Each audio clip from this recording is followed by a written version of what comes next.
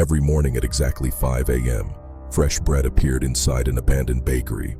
Even though no one had entered it for over 30 years, the man who tried to uncover the truth was never seen the same again. 28-year-old Ryan Walker had recently moved to Blackwood City. He was a freelance photographer who loved exploring abandoned places and documenting forgotten buildings. When he first saw the old bakery, something about it immediately caught his attention. Its cracked brick walls were covered with vines, the windows were coated in years of dust, and the faded wooden sign still read, "Miller's Bakery." Every single morning, fresh loaves, golden croissants, cinnamon rolls, and steaming pies appeared behind the glass. There were no footprints, no delivery trucks, and no employees, just fresh bread. The city's residents refused to buy it, but strangely, every evening the shelves were empty again. Nobody knew where the bread went, or maybe nobody wanted to know. Curious, Ryan visited the elderly shopkeeper whose grocery store stood across the street from the bakery. The old man's face immediately turned pale. In a trembling voice, he whispered, "Never stay near that bakery after midnight." Before Ryan could ask another question, the old man quickly closed his shop and walked away. Instead of frightening Ryan, the warning only made him more determined to discover the truth. That very night, he packed his camera, flashlight, tripod, and extra batteries before heading toward the abandoned bakery. At exactly 11:45 p.m., Ryan quietly entered through a broken side door. The air inside smelled of mold, burned flour, and something metallic, almost like old blood. The bakery looked frozen in time. Rusty mixing bowls rested on broken counters, thick dust covered every surface, and cobwebs hung from the ceiling. Nothing inside looked as if it had been touched for decades. Ryan carefully placed his cameras facing the kitchen, switched on his flashlight, and began waiting in complete silence. Midnight passed without anything unusual happening. 12:30 came and went. Then, at exactly 1:13 a.m., Ryan's flashlight suddenly began flickering. The temperature dropped so quickly that his breath became visible in the air. A few seconds later, he heard slow footsteps echoing from the kitchen. Tap, tap, tap. Gathering every bit of courage he had, Ryan slowly walked toward the sound. The kitchen appeared completely empty, but something impossible had changed. One of the ancient ovens was glowing with bright orange fire, even though there was no gas, no electricity, and no fuel. The heavy oven door slowly creaked open by itself. Suddenly, a pair of flour-covered hands emerged from inside. They had no body attached to them.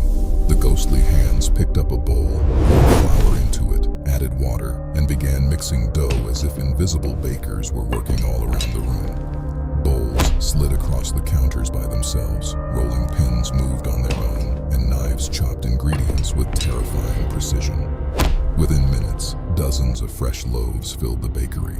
Everything remained completely silent except for one chilling whisper that echoed through the room over and over again. "One loaf is missing. One loaf is missing." Ryan's heart pounded as he lifted his camera and looked through its screen. What he saw made his blood run cold. Standing all around the bakery were dozens of transparent figures covered in ash. Their clothes were blackened by fire, and they weren't baking at all. They were silently watching in. One by one, every ghost slowly turned toward the camera and smiled. Without warning, the bakery door slammed shut. The whispers stopped, and an unnatural silence filled the room. Then, one ghost stepped forward. He was an elderly baker wearing a burned apron, his face horribly melted by the flames. Looking directly at Ryan, he quietly said, "Finish what we started." The oven suddenly burst open, sending flames across the room. Ryan rushed toward the exit, but the door refused to open. The windows wouldn't break, and it felt as though the walls themselves had come alive. Behind him, the invisible hands were no longer kneading dough. They were kneading human flesh. Ryan slowly turned around. The ghost bakers surrounded him from every direction. They weren't trying to attack him.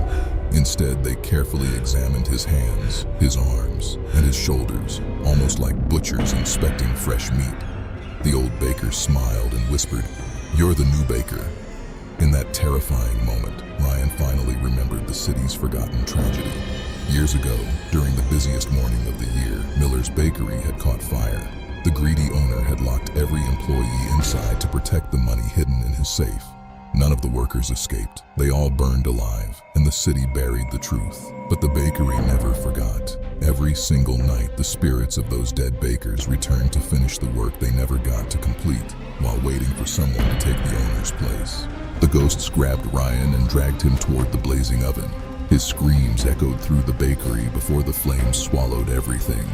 Then, complete darkness. The next morning, the people of Blackwood City once again woke up to the familiar smell of fresh bread.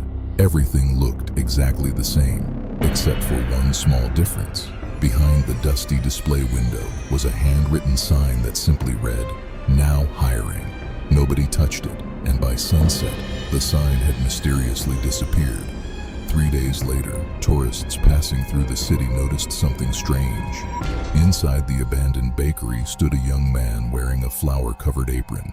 He smiled politely and waved at them, inviting them inside. But the moment they blinked, he was gone.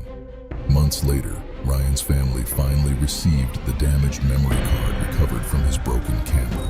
Most of the footage had been corrupted, except for the final 5 seconds. The video showed Ryan calmly removing fresh bread from the glowing oven while dozens of burned bakers stood smiling behind him. Then Ryan slowly turned toward the camera. His eyes were completely black. He smiled and softly whispered, "We're always looking for one more baker." The recording ended there. No one has entered Miller's bakery since. Yet every morning, at exactly 5 a.m., warm bread still waits behind the dusty glass, as if someone inside is patiently waiting for the next customer.